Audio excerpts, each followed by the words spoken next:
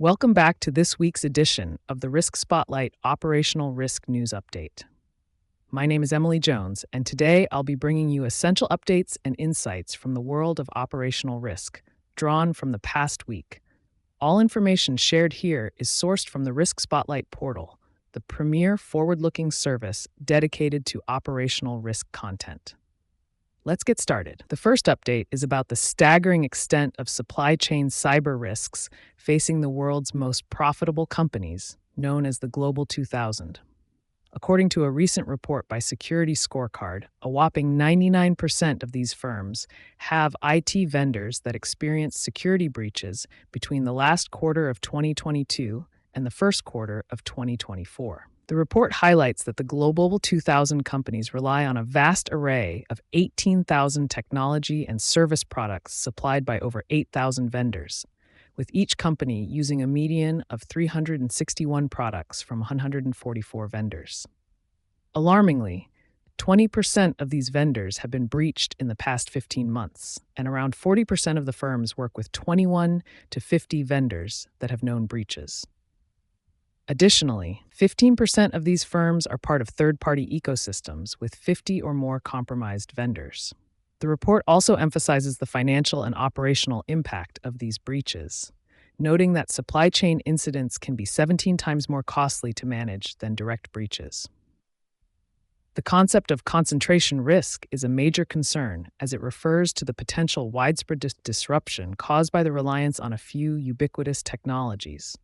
For instance, each of the 8 most widely used vendors is employed by at least 80% of the Global 2000 companies, creating significant single points of failure. Furthermore, 90% of these companies provide products and services to one another, amplifying the risk. The estimated financial losses from these breaches range between $20 billion and $80 billion over the 15-month period. To address these risks, companies are advised to continuously monitor their external attack surfaces, identify single points of failure, and automatically detect new vendors to safeguard their operations and the broader interconnected economy. The next update is about the Department of Justice's new Corporate Whistleblower Awards pilot program, offering whistleblowers up to 30% of the first $100 million in forfeited assets and an additional 5% of the next $400 million. This program encourages insiders to report corporate misconduct, prioritizing internal reporting and crediting the initial report date if disclosed to the DOJ within 120 days.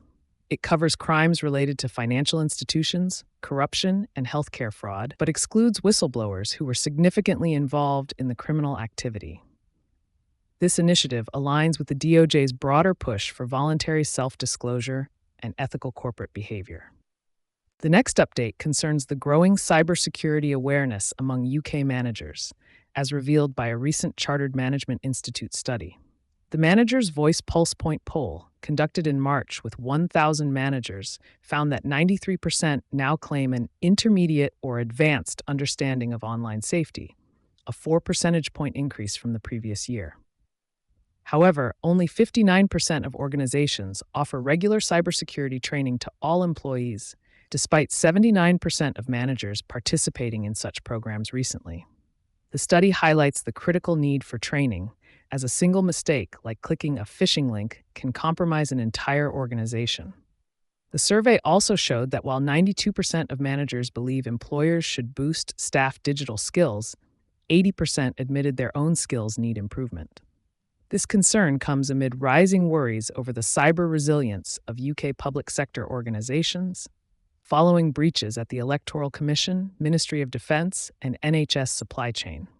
To address these threats, organizations are adopting measures like software updates, 78%, multi-factor authentication, 66%, and restricted access file sharing solutions, 65%.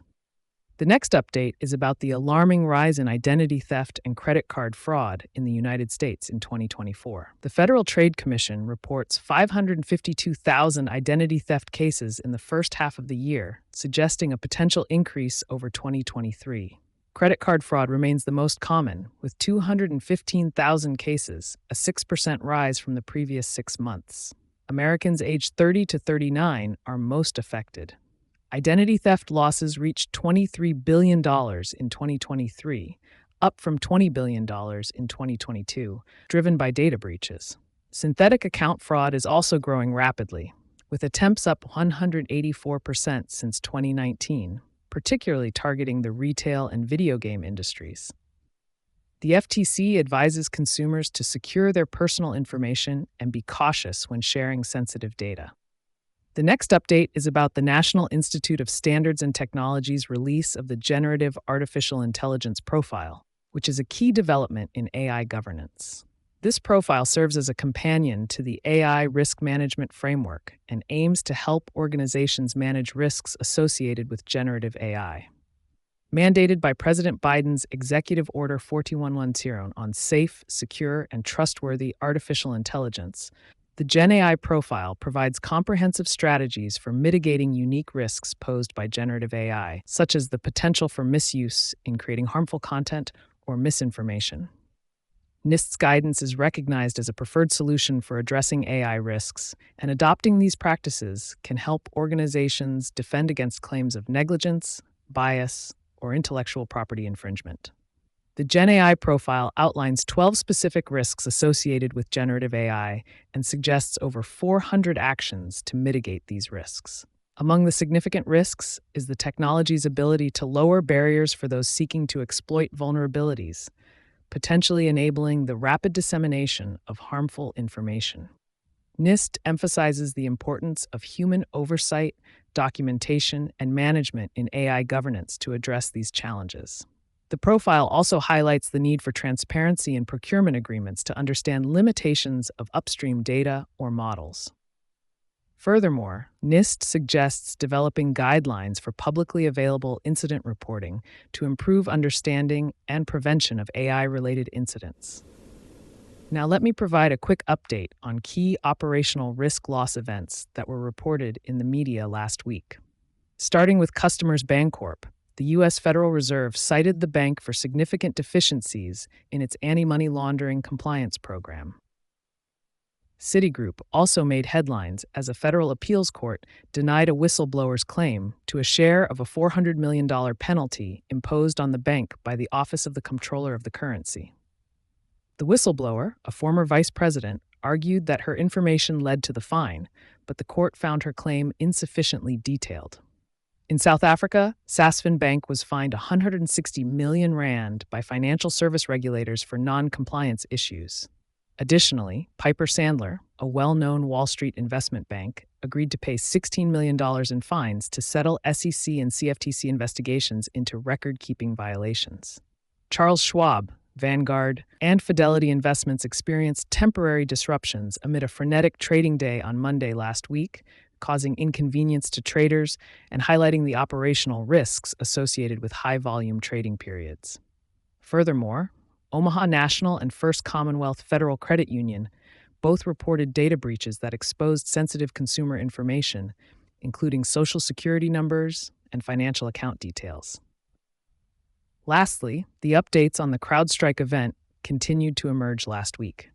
CrowdStrike has released a root cause analysis and is implementing significant process changes to prevent future occurrences. The legal dispute between CrowdStrike and Delta Airlines was also extensively covered in the media last week. And there you have it, a whirlwind tour of last week's operational risk landscape. If you want to read more about the topics I have covered and review additional content on emerging operational risk topics, then please log into the RiskSpotlight portal if you are a subscriber, or go to RiskSpotlight.com to sign up for a free trial. Thanks for tuning in, and until next time, stay safe and keep those risks in check.